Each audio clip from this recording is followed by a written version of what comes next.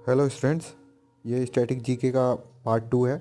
इसमें हम important science को देखेंगे। सिर्फ इम्पॉर्टेंट जो साइंस है उसके कुछ सिलेक्टेड टॉपिक्स मैंने आप पिक क्लिक करके आपके सामने रख रहा हूँ। तो उन्हीं चीज़ों को देखेंगे जो अपकमिंग एग्ज़ाम के लिए बहुत इंपॉर्टेंट, जो इलाहाबाद हाई कोर्ट है या स्टेनोग्राफर का एसएससी का होने वाला है, वो उसके लिए बहुत इंपॉर्टेंट है। तो सबसे पहले देखते हैं यूनिट्स। कुछ राशियाँ होती हैं, उनके यूनिट्स क्या होते हैं। सबसे ऊपर देख रहे होंगे आप दाब। दाब को हम पास्कल में नापते हैं, जैसे आपको पता होगा। साउंड है वो डेसिबल में मापा जाता है। प्रकाश तरंग दैर्ध्य एंगस्ट्रॉम में नापते हैं। जो समुद्र में दूरी होती है, नौ संचालन दूरी, उसे नॉटिकल मील में नापते हैं। इसी तरीके से जिस पे मैंने टिक लगा रखा है वो इंपॉर्टेंट हो सकता है। ताप, जो टेम्परेचर होता है वो सेल्सियस, डिग्री सेल्सियस में नापा जाता है, केल्विन में नापा जाता है, फ़ारेनहाइट में। आप कमेंट करके एक बताइए, चौथा एक और यूनिट है टेम्परेचर को नापने के लिए, वो क्या है। बुक आप देखिए, लूसेंट में मिल जाएगा। आवृत्ति को हर्ट्ज में। फिर ओजोन परत की मोटाई जो डप्शन इकाई में नापते हैं। और जल का बहाव जो होता है वो क्यूसेक में नापते हैं, ज्योति लक्स ल्यूमेन में। और समतल कोण जो रेडियन में नापा जाता है। जो एंगल होता है वो नॉर्मली डिग्री में नापते हैं, लेकिन जो समतल होता है 2D एंगल होता है उसे रेडियन में नापते हैं हम। और घन वाला जो होता है एंगल, उसको स्टे रेडियन में नापते हैं। अब यहाँ पे कुछ इक्विपमेंट देखेंगे, उपकरण देखेंगे। उसका ट्रांसफॉर्मेशन, मतलब वो इक्विपमेंट करता क्या है, ट्रांसफॉर्मेशन किस तरीके से करता है ऊर्जा का, वो देखेंगे। जैसे सोलर सेल क्या करता है, सौर ऊर्जा को विद्युत ऊर्जा में कन्वर्ट करता है। ये डायरेक्ट क्वेश्चन आते हैं, इसलिए मैं आपको शेयर कर रहा हूँ यहाँ पे। बहुत इंपॉर्टेंट हो सकते हैं, एसएससी में तो बहुत ज़्यादा पूछे जाते हैं। लाउड स्पीकर क्या करता है, विद्युत ऊर्जा को ध्वनि ऊर्जा में ट्रांसफॉर्म करता है। ट्यूबलाइट क्या करता है, विद्युत ऊर्जा को प्रकाश ऊर्जा में। डायनेमो क्या करता है, यांत्रिक ऊर्जा को विद्युत ऊर्जा में करता है। डायनेमो बड़े बड़े लगे होते हैं। विद्युत बल्ब क्या करता है, विद्युत ऊर्जा को प्रकाश या ऊष्मा ऊर्जा में चेंज करता है, जैसे को आपको पता होगा। इसमें सितार देखें, यांत्रिक ऊर्जा को ध्वनि ऊर्जा में चेंज करता है। पवन चक्की क्या करता है, गतिज ऊर्जा को यांत्रिक ऊर्जा में चेंज करता है। और विद्युत मोटर विद्युत ऊर्जा को यांत्रिक ऊर्जा में, विद्युत ऊर्जा को यांत्रिक ऊर्जा में, जो मोटर लगे होते हैं। फिर मोमबत्ती, मोमबत्ती का क्वेश्चन आ चुका है। रासायनिक ऊर्जा को क्या करता है, प्रकाश या ऊष्मा ऊर्जा में चेंज करता है। ठीक है। इसी तरीके से विद्युत हीटर भी दे सकते हैं, विद्युत ऊर्जा को ऊष्मीय ऊर्जा में चेंज करता है। अब यहाँ पे कुछ राशियाँ हैं, उसके यंत्र हैं, उसको किस तरीके से नापते हैं। जैसे वेग, जो वेलोसिटी होती है वो एनीमोमीटर से मापा जाता है। विद्युत धारा, जिसे एमीटर से नापते हैं। उच्च ताप, मतलब बहुत ज़्यादा ताप होती है, टेम्परेचर होता है, तो पायरोमीटर से नापते हैं। गैस दाब तो मैनोमीटर से नापेंगे। तरल का प्रवाह दर वेंचुरीमीटर से नापेंगे। अपेक्षित आर्द्रता हाइग्रोमीटर से नापते हैं। ध्वनि तीव्रता ऑडियोमीटर से नापते हैं। वाहन द्वारा तय दूरी ओडोमीटर से नापते हैं। वायुमंडलीय दाब बैरोमीटर से। दूध का घनत्व लैक्टोमीटर से। फिर रक्तचाप इस फिग्नो मैनोमीटर से। प्रकाश की तीव्रता लक्स मीटर से। और भूकंप का अंकन होता है वो सिस्मोग्राफ से। और समुद्र की गहराई फैदोमीटर से। यहाँ पर फैदो लिखा है, वैसे फैदोमीटर आता है। और कुछ ये एसिड देखेंगे, जो नेचुरल एसिड होते हैं, प्राकृतिक अम्ल, उनके स्रोत। जैसे कि आपको पता होगा, एसिटिक अम्ल सिरके से प्राप्त होता है। सिट्रिक अम्ल संतरा या नींबू से प्राप्त होता है, जो जितने भी खट्टे हमारे नेचुरल रिसोर्सेज होते हैं। टार्टिक अम्ल इमली और अंगूर से मिलता है। सल्फेनिक अम्ल प्याज से। टमाटर से क्या मिलता है, ऑक्जेलिक अम्ल, ये बहुत ज़्यादा आता है। और संतरा नींबू वाला सिट्रिक अम्ल भी बहुत आता है। दही, खट्टा दूध या दही जो भी है, लैक्टिक अम्ल मिलता है वहाँ से। चींटी बिच्छू के डंक में जो होता है वो मेथनोइक अम्ल होता है, जिसे फार्मिक अम्ल भी कहते हैं। सेब से हमें मिलता है मैलिक अम्ल।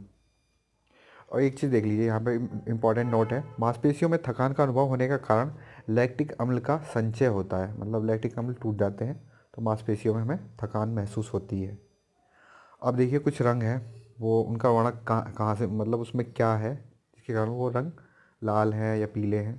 सेब का जो लाल रंग होता है वो एंथोसाइनिन्स के कारण होता है। टमाटर का लाल रंग लाइकोपीन के कारण होता है। ये इंपॉर्टेंट है, बहुत आता है। टमाटर का लाल रंग किसके कारण होता है। पपीते का पीला रंग कैरिका जैंथीन से होता है। गाजर का जो रंग होता है वो कैरोटीन के कारण होता है। हल्दी का रंग जैंथोफिल के कारण होता है। अब यहाँ पे कुछ देखेंगे, सोर्स कहाँ से प्राप्त होते हैं। कुछ तत्व हैं, जैसे अफीम है वो पोस्ता के कच्चे फल से प्राप्त होता है। कुनैन है, ये इंपॉर्टेंट क्वेश्चन है, बहुत आता है, सिनकोना की छाल से प्राप्त होता है। फिर है रेस्प्रीन, राउवेल्फिया की जड़ों से प्राप्त होता है। राउवेल्फिया देखना सर्च करके है क्या, आपको पता चलेगा, इंटरेस्टिंग है। निकोटीन तंबाकू की पत्तियों से प्राप्त होता है। कैफीन कॉफ़ी के बीजों से प्राप्त होता है। फिर थीन चाय की पत्तियों से। मेरिजुआना भांग से, जिसे कैनबिस सटाइवा बोलते हैं। फिर एट्रोपिन एट्रोपा की जड़ों से। फिर है हिंग। हिंग जो है फेरोला पौधों की जड़ों से प्राप्त रेजिन से। रबर हीबिया पौधों से प्राप्त लेटेक्स से। या लास्ट में कॉर्क है, ओक वृक्ष की छाल से प्राप्त होता है हमें। अब देखिए कुछ इंटरेस्टिंग है चीज़, ये पौधों से रिलेटेड, प्लांट से रिलेटेड। जाइलम और फ्लोएम। जाइलम और फ्लोएम में देखते हैं कि डिफरेंस क्या होता है।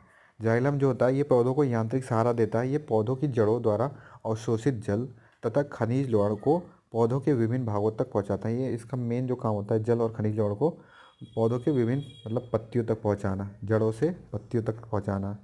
इसे जल संवहन उत्तक भी कहते हैं। इसे इस तरीके से याद कर सकते हैं आप, जैसे जल और जैसे जाइलम।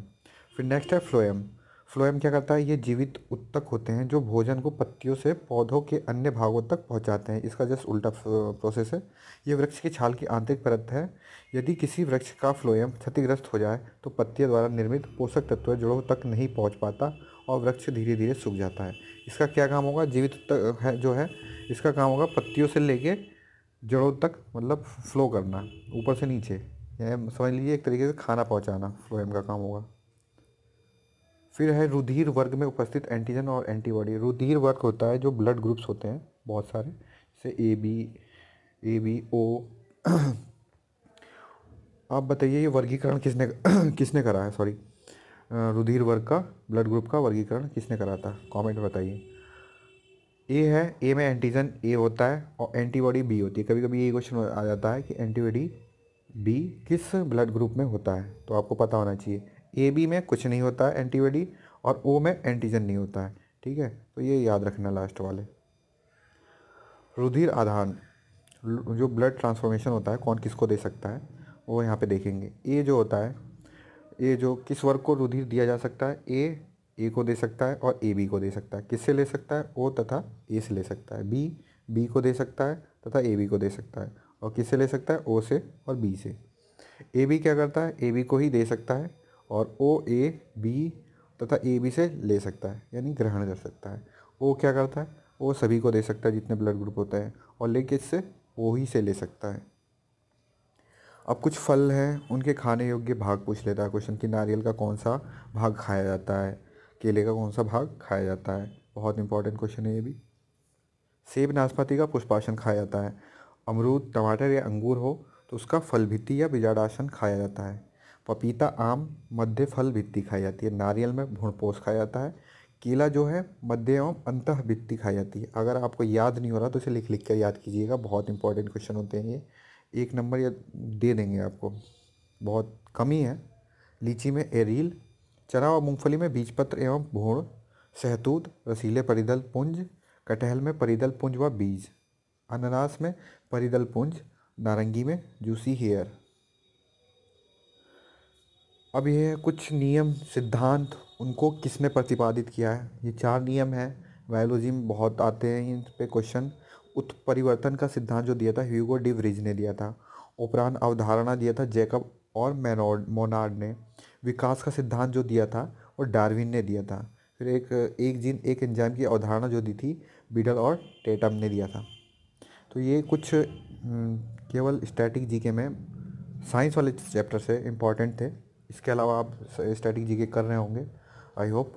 और मैं साइंस में केवल और थोड़ा सा रह गया बायोलॉजी में, डिजीज़, उसको मैं अगले इसमें ख़त्म कर दूंगा। बाकी और स्टैटिक में हिस्ट्री और ज्योग्राफी में एक साथ ही ले लूँगा मैं। ठीक है, थैंक यू।